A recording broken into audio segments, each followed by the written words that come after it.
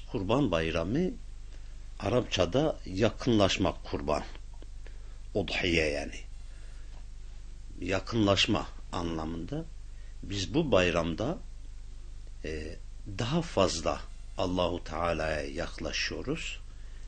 Verdiğimiz kurbanlarla, yaptığımız hac ve menasiklerle daha fazla Yüce Allah'a yaklaşıyoruz.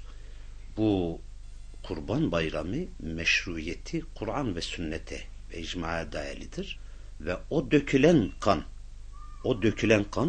daha kan yere ulaşmadan önce Allah katındaki mertebesini alıyor ve Allah katındaki yerini tutmuş oluyor. Hazreti Resulullah bunun için diyor, "Fatibu biha nefsen." Gönlünüz rahat olsun, gönlünüzü rahat tutun, ferah tutun. Çünkü bu kan boşuna gitmiyor.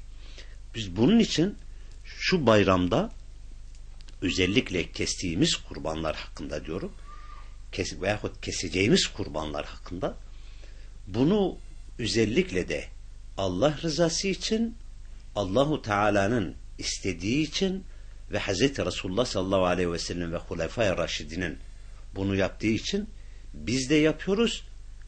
Bu kanı döküyoruz. Artı bu kestiğimiz hayvandan komşularımıza, ailelerimize, fakir fukaralara dağıtıyoruz. Dolayısıyla onları sevindirmiş oluyoruz ve onların o sevinmesiyle de Yüce Allah seviniyor. Kurban hüküm olarak yani cumhur olarak kurban sünnettir. Ancak birisi kendisine farz kılarsa o ayrı mesele. Yani nezir ederse veyahut vasiyet ise ayrı mesele. Normalde kurban sünnettir. Sünnet-i muekkededir. Hz. Resulullah sallallahu aleyhi ve sellem hatta her yıl 2 tane kesiyormuş. Birisine bu Muhammed ve ailesi için, diğeri ise ümmetim için diyor. Keseceğimiz hayvan sağlam olması lazım. Kör olmaması lazım. Hasta olmaması lazım. Topal olmaması lazım. Çok zayıf olmaması lazım. Yani etini eksiltecek hiçbir yeri olmaması şarttır. O hayvanda bunlar şarttır. Biz o hayvanla hani halk arasında meşhur olmuş diyor, kıyamet günde kurbanına binecek, burakına binip gidecek.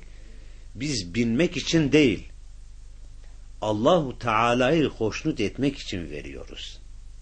Çünkü Allahu Teala diyor, "Len yenalallaha luhumuha ve la dimauha, velakin yenaluhu takva minkum."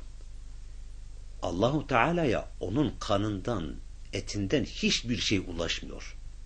Allah'a ulaşacak olan şey takvadır. Yani ancak Yüce Allah takva sahiplerinden bu kurbanı kabul eder. Sizin vasıtanızla bütün Müslümanların bayramını tebrik eder.